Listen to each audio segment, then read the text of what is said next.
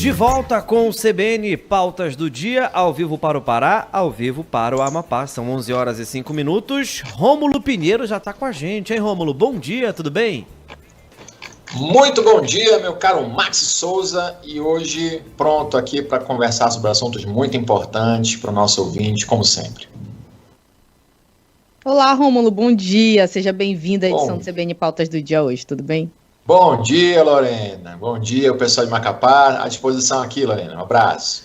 Abraço. Rômulo, bora começar. Hoje vamos falar, nosso primeiro assunto, na verdade, é sobre a derrubada de vínculo empregatício entre motoristas e aplicativos. Até um certo tempo foi motivo de comemoração, né, por grande parte aí, e também dessa quantidade que nós temos de motoristas de aplicativos e também até de entregadores. O que você pode dizer um pouco dessa derrubada, o que vem causando e o que é verdade e o que é mentira por trás de tanta informação assim, Rômulo?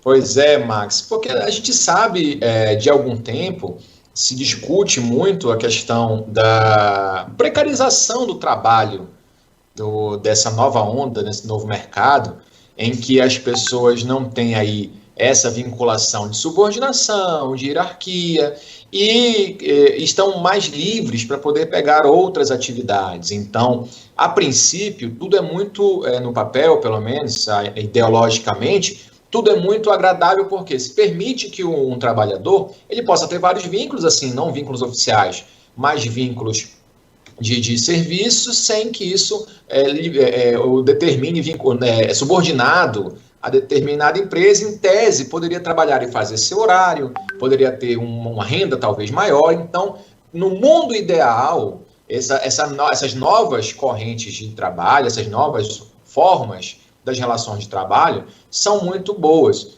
Não ocorre que, na prática, o que acontece é a precarização desse trabalho. Então, você vai ter pessoas que, em razão da remuneração ser muito pequena nesse tipo de emprego, geralmente trabalhos de entrega ou motorista de aplicativo, as empresas têm uma remuneração muito pouca, pelo menos é o que se relata, é o que relatam pessoas que trabalham dessa forma. Então, a remuneração é baixa, faz com que essas pessoas tenham que pegar mais vínculos, ou pelo menos mais relações com outras empresas para poder complementar uma renda pelo menos razoável e, claro, sem qualquer tipo de garantia, sem qualquer tipo de recolhimento de contribuição social. E, lógico, isso, muitas pessoas acham que isso é desfavorável, seja desvantajoso, mas, por outro lado, a vinculação de emprego tem uma série de garantias legais que podem, pelo menos, dar um relativo suporte para quando o trabalhador precisar. Então, nós sabemos que essas relações elas foram intensificadas pós-pandemia, e isso refletiu no Poder Judiciário aqui em Brasília também, porque na esfera da Justiça do Trabalho, existem várias decisões reconhecendo esses vínculos empregatícios, como se fossem vínculos empregatícios entre motoristas de aplicativos, entre entregadores.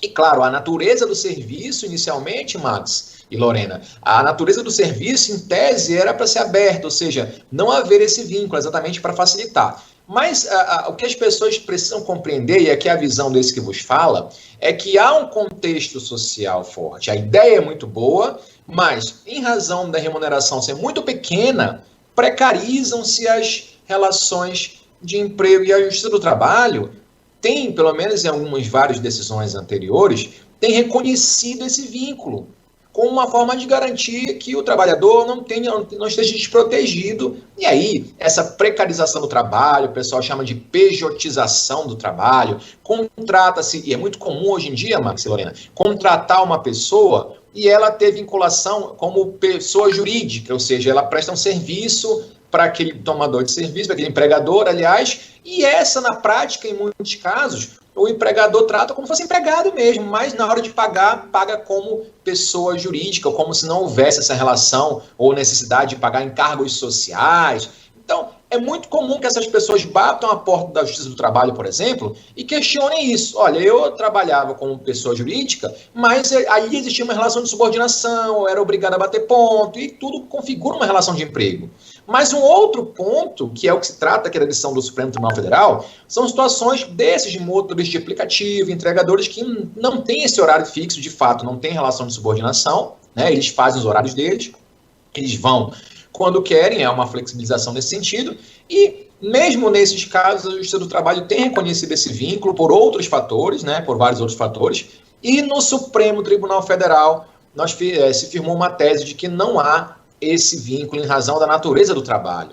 Então, há uma discussão muito grande com relação a essa precarização do trabalho, e o Supremo vem entendendo que valem as regras de não vínculo, ou seja, entre empregadores e tomadores de serviço, aliás, e essas pessoas, não há essa vinculação de emprego, indo de encontro às decisões da Justiça do Trabalho. Inclusive, essa semana agora já vai fazer um ofício ao CNJ para reclamar aí que a Justiça do Trabalho não vem cumprindo decisões do Supremo. Há uma discussão muito grande, Max e Lorena, aqui em Brasília, mas com uma tese já pacificada, ou seja, o STF vem entendendo que não há relação de emprego, de vínculo empregatício entre esses empregadores, esses motoristas de aplicativo, em razão da natureza do serviço em si, que não tem essas relações de emprego, como subordinação, vínculo, etc. É um tema muito complicado de discutir, porque, por um lado, a gente percebe que realmente a natureza da obrigação em si não gera esse vínculo, por outro lado, as relações muito complicadas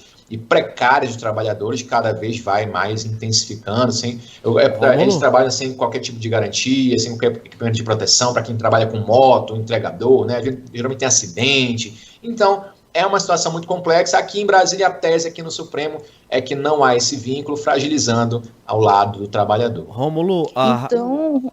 Pode falar, Max. Lorena, desculpa, só pegando esse gancho rapidinho, porque assim, eu já vi aqui na internet alguns casos em que alguns motoristas de aplicativo já ganharam algumas causas, e eu vi também uma coisa que não tem nada a ver com o aplicativo, mas acho que entra no debate. Eu conheço inclusive uma pessoa que durante muito tempo, essa pessoa foi motoboy de uma pizzaria e não usava aplicativo nenhum, só cumpria um horário lá na pizzaria, era remunerado com base na entrega, tinha da gasolina e tal, mas o motoboy, o entregador, ele se sentiu no direito de procurar os seus direitos e foi reconhecido pela justiça que havia sim um vínculo. Nesses casos, não existe nenhuma regulação ainda concreta e que de fato ampare esses motoristas, entregadores, pessoas que trabalham com o aplicativo, porque assim, se eu não me engano, os aplicativos, né, de mobilidade chegaram aqui acho que em 2013, 2014 mais ou menos, ou 2015, e já temos um tempo. Será que não dá para aquecer muito mais esse debate para regular de fato e de uma vez por todas formalizar cada vez mais esses trabalhadores? Pois é, Max, o que você sugere, na verdade, são modalidades de projetos de lei para regulamentar essas relações jurídicas, que seriam muito importantes. Existem alguns projetos, sim, aqui na Câmara, em Brasília, mas o lobby dessas empresas é muito forte. Vou dar um exemplo aqui, uma empresa que não trabalha mais, não atua mais no Brasil, que é o caso dessa decisão aqui, chama Cabify, essa empresa não atua mais no Brasil. E eles têm, em razão do grande poder econômico em geral, fora, são empresas internacionais, algumas delas, eles têm interesses que são representados por pessoas aqui no Congresso Nacional que travam ou qualquer tipo de criação de norma que tente vincular aqueles que trabalham para eles a eles mesmos. Então, já não é de hoje, como você falou, a atividade dessas empresas aqui já tem algum tempo, e toda vez que se levanta uma voz para criar uma regulamentação, para também normatizar, ou seja, não é nem reconhecer o vínculo, mas regulamentar melhor essas relações que hoje são soltas, né? Então, sempre há essa voz aí impedindo o prosseguimento desses projetos de lei. Então, o que o Supremo fez foi, na verdade, apenas dizer que não há vínculo. Então, mantém-se a originalidade do contrato, ou seja, do acordo firmado. Eu vou lá quando eu quero, eu trabalho quando eu quero, eu recebo a remuneração que você me promete, mas sem qualquer vínculo empregatício. E a esteira disso foi aquela reforma trabalhista, porque nós tivemos a flexibilização de vários direitos e garantias, né? A ideia era fomentar a economia, dizendo que ia melhorar tudo, que ia criar mais empregos, quando na prática nós tivemos aí, pelo menos a visão desse que está falando, é uma precarização maior com o achatamento dos salários, né? Então você tem esse litígio muito grande, Max, entre aquilo que é o ideal da relação, pelo menos ideologicamente falando, e o que a prática nos mostra com cada vez dessas pessoas sofrendo aí nas mãos desse tipo de relação muito frágil no mundo jurídico. Rômulo, com relação a essa decisão dessa terça-feira do STF, né? A gente falou muito sobre as tratativas mas de fato para os motoristas de aplicativo que devem estar ouvindo a CBN, o que muda para a rotina desses trabalhadores? O que essa decisão afeta na rotina de trabalho deles? Olha, Lorena, afeta negativamente, porque o que o trabalhador tem que ficar atento é qual é a relação dele com a empresa que ele está aí colaborando. Se exige uma obrigação de tempo, de disponibilidade, uma meta ou algo do tipo, então mesmo que seja denominada a relação aí aberta, na verdade não é, e ele pode ir até a justiça para tentar reconhecer seus direitos. Agora, se trata das relações que são as mais observadas, ou seja, que a pessoa realmente não tem um prazo, um horário, uma subordinação, um chefe, entre aspas, né? Então, de certa forma, vai ficar como está. Você tem algumas decisões na Justiça do Trabalho reconhecendo esse vínculo, mas a maioria delas, mesmo nessa justiça, já não reconhecem mais essas relações. E o STF está só apenas moldando, ou seja, determinando que nenhuma decisão que, nesses termos que eu tracei para você, Lorena, onde não há essa relação de subordinação, que nesses termos não haja qualquer tipo de vinculação reconhecido pela Justiça do Trabalho. Então, na vida do empregador, do entregador, enfim, da Justiça do Trabalho com o aplicativo, só tem que observar se eles têm algum tipo de relação de subordinação. Se estiver, eles podem ir à justiça, que lá estarão garantidos os seus direitos. Não tendo essa relação, fica do jeito que está, ou seja, eles são empregadores, eles são empregados. Aliás, eles são trabalhadores sem qualquer vínculo com aquele que hoje remunera. Bom, deixa eu ver que horas tem aqui, já são 11h16. Rômulo, você fica com a gente mais um pouquinho? Com certeza. Então pronto, agora são 11h17, né, Lorena? A gente faz uma pausa e volta já, pode ser, Lorena? Tá bom, então, mais um intervalo aqui pelo CBN Pautas do Dia. Na volta a gente continua e falando sobre outros assuntos, inclusive uma aprovação do STF de uma tese que responsabiliza a imprensa por fala de entrevistado. Você vai entender mais depois do intervalo. Polêmica no ar, a gente volta já. CBN Pautas do Dia de volta. Rômulo, o Pedro Pierre, ele é motorista de aplicativo, ele mandou mensagem aqui no Zap CBN Belém, onde ele comenta sobre algumas situações. Por exemplo, ainda sobre aquele assunto do não reconhecimento de vínculo empregatício entre aplicativo e motorista, tá? Só nesse assunto rapidinho. Aqui, ele mandou aqui, ó. Exigem carros novos em boas condições de uso, com no mínimo 8 anos de uso, ou seja, tem cobrança de boa frota e nenhuma responsabilidade da plataforma.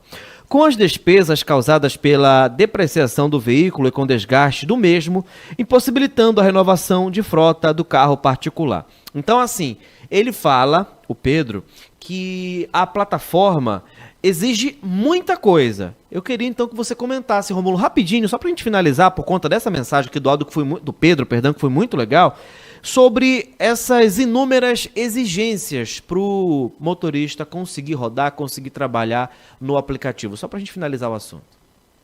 Com certeza, um abraço aí para o Pedro, nosso ouvinte. Olha, Pedro, eu posso dizer para você que, se tratando de uma relação nesses termos, é uma relação contratual. Então, a prestadora do serviço, ela vai oferecer algumas condições e requisitos e a pessoa que vai colaborar com o serviço tem a liberdade de aceitar ou não.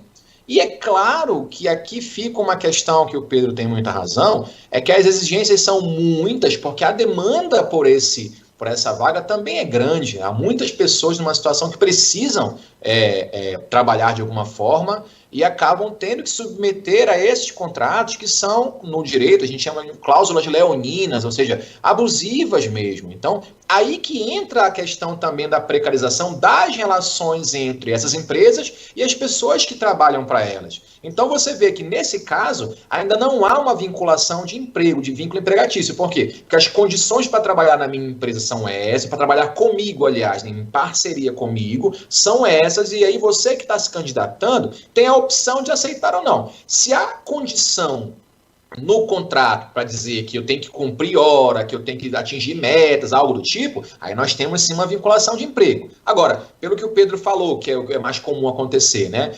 Quando há uma exigência de tipo de carro ou então de ano do carro, é uma condição contratual que por si só não gera relação, mas demonstra, aí o Pedro tem razão, razão, demonstra aquilo que eu também venho comentado, que a Justiça do Trabalho vem comentando também. Essa precarização, ou seja, as empresas muito acima com essas exigências, e aqui na base o trabalhador buscando efetivamente trabalhar, acaba se sujeitando a essas condições, e aí que entraria a questão da regularização, ou da normatização que você comentou, Max, para tentar equilibrar um pouco que hoje extremamente desproporcional essa relação. Então, não configura um vínculo, tá? Mas o Pedro tem toda a razão em reclamar, porque é totalmente desproporcional ao trabalhador essas condições. É isso, Lorena, Tá vamos certo. para o segundo tema? Vamos, a gente vai falar agora sobre a responsabilização de veículos de imprensa por fala do entrevistado, essa decisão do STF que gera polêmica e muitas dúvidas, inclusive, né, Rômulo?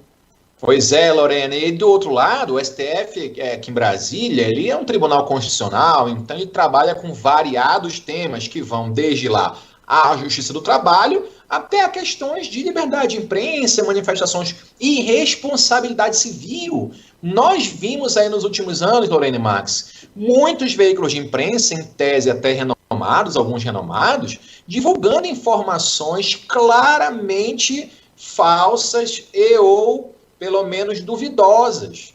Então, o que o STF decidiu essa semana agora a respeito, na última quarta-feira, 29?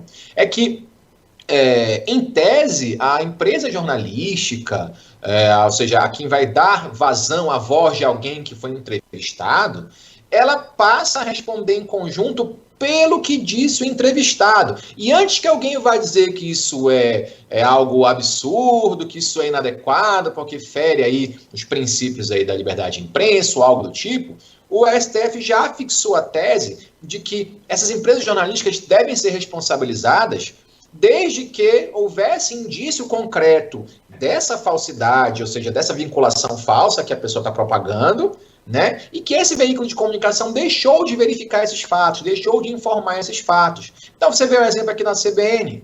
Não vai vir nunca aqui na CBN alguém falar que a Terra é plana. Por que não vai fazer isso? Porque é claramente uma situação na qual isso é falso, isso, ou seja, não contribui para nada. A CBN tem esse cuidado de trazer aqui vozes que têm algum tipo de fundamento naquilo que falam. Mas nós estamos falando de empresas, por exemplo, renomadas, inclusive, que nos últimos anos deram voz a todo e qualquer tipo de absurdo que a gente possa imaginar nos campos da área da saúde, nos campos da área das ciências sociais, em todos os campos, propagando diversos tipos de contra-informações que levaram à morte, inclusive, de várias pessoas. E notem, a gente não está falando de blogueiro de internet ou de canal de divulgação de rede social, não é nada disso, não. São empresas jornalísticas, têm uma responsabilidade naquilo que divulgam, porque é muito fácil. Então eu vou botar como empresa jornalística e dizer assim, ó, eu estou divulgando, mas a responsabilidade é só de quem está falando. Quando a empresa jornalística não tem esse cuidado de verificar o que está sendo dito, e houver claramente ali o indício de que há uma falsidade no que está sendo dito, ela passa a responder em conjunto por eventuais danos que esse entrevistado fala. Então aí, na verdade, antes que alguém diga que é amordaçar a imprensa ou então calar a imprensa, muito pelo contrário, é trazer à imprensa uma responsabilidade maior de ser uma pessoa jurídica que não se propõe unicamente a ficar divulgando ou dando voz a pessoas que não têm menor compromisso com a realidade dos fatos, ou que buscam aí trazer desinformação. Nós vemos várias e várias notícias falsas todos os dias, e aí, antes que alguém fale também, mas a questão de político A, B ou C, independente da orientação política, nós vimos notícias falsas de todos os lados vindo. Então, é necessário que quem vai dar vazão a isso tenha a responsabilidade para evitar esse tipo de problema que é seríssimo, é gravíssimo. E o Supremo Tribunal Federal, em que pese algumas considerações que têm que ser feitas, né, para não ficar muito aberta essa questão aí de saber que era falso ou não, o Gilmar Mendes, inclusive o ministro Gilmar Mendes falou que precisa ser modulada a decisão, ou seja, amoldada para melhor ser efetivada, mas a tese principal não é de amordaçar, e sim trazer maior qualidade e responsabilidade para os veículos de imprensa, que muitos deles ainda hoje trazem informações que não são ou não têm menor compatibilidade com a verdade dos fatos. Eu fico muito feliz porque consigo colaborar para uma empresa, e essa que eu falo agora, que tem todo esse cuidado de fazer verificação daquilo que está sendo posto ao ar, de pegar as informações que nós aqui falamos e fazer uma checagem para saber se isso pode ir ou não ao ar. E isso é responsabilidade que a CBN sempre teve e sempre vai continuar tendo. Rômulo, antes da gente finalizar, então, caso algum veículo de imprensa faça a divulgação de uma fala de um entrevistado, independente de quem ele seja, ele traga uma desinformação. Então, quais seriam essas penalidades, essas consequências previstas aí pela decisão do STF? Aí, Lorena, nós vamos cair na regra geral lá do Código Penal e lá do Código Civil. Então, se eu aqui sou entrevistado e falo uma bobagem qualquer, a depender do que eu falei, eu posso ser responsabilizado criminalmente se eu ofendi a honra de alguém, se eu injuriei, difamei ou caluniei alguém, e posso responder também por uma indenização pelos danos morais ou materiais que eu causar a alguém em razão daquilo que eu falo. E a empresa jornalística, nesse caso, vai passar a responder na questão da eventual indenização a ser paga para quem teve, porventura, uma divulgação informada aí de maneira falsa e tenha trazido um prejuízo para outra pessoa. Então, até os últimos tempos, as empresas se eximiam desse pagamento. Então, a empresa diz assim, eu não sou responsável, a pessoa que deu a entrevista ou falou é a única responsável, que ela vai responder pelo dano material, dano moral ou até mesmo penas, né, na área criminal, e eu me isento disso. Agora, pela tese fixada pelo Supremo, as empresas poderão, se ficar demonstrada aí que havia uma evidente má-fé ou falsidade, e ela não tomou cuidado de averiguar se a informação era falsa ou não, ela vai também poder ser responsabilizada financeiramente pelos prejuízos que causarem a uma pessoa específica ou a toda uma coletividade nos casos dessas informações que tomam grandes proporções e trazem gravíssimos males à comunidade em geral. Então, a principal mudança é trazer essa indenização a ser paga agora também pela empresa que vincula a informação, sem tomar cuidado com a verificação dessa informação se é falsa ou se não é. Sabe que eu vejo também, rapidinho, a gente tem só um minutinho, só para completar mesmo, eu já vi muitos veículos, por exemplo, entrevistado dando uma fake news, passando uma fake news, e imediatamente o âncora, a pessoa que está mediando o debate, ela, não, isso é fake, e traz a informação correta. Isso de alguma forma até pode amenizar, Rômulo, não sei se você concorda. Max, esse é o posicionamento correto, porque em geral as entrevistas são ao vivo, né? Então não tem como responsabilizar a empresa pelo que se fala ao vivo, a não ser que não haja essa correção imediata. Ou então logo após, né? Que se dê uma fala e que depois se publique uma errata, ou seja, uma correção ao que foi dito. E aqui não é questão de opinião, é questão de fato, ou seja, questão daquilo que é verdade pode ser divulgado e sem interpretação, por exemplo, dizer que a vacina não resolve nada. Isso é um fato científico comprovado.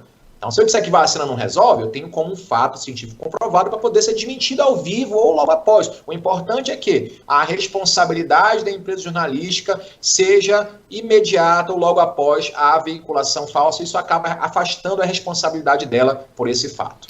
Rômulo, muito obrigado pelas informações, pelos debates e pelas reflexões. Pelo debate e pelas reflexões, tá bom? Até a próxima. Ótima quarta para você. Muito obrigado, forte abraço, Max e Lorena, até a próxima quarta. Até a próxima quarta, tchau, tchau, Rômulo. Então, Max, vamos para o repórter CBN na volta.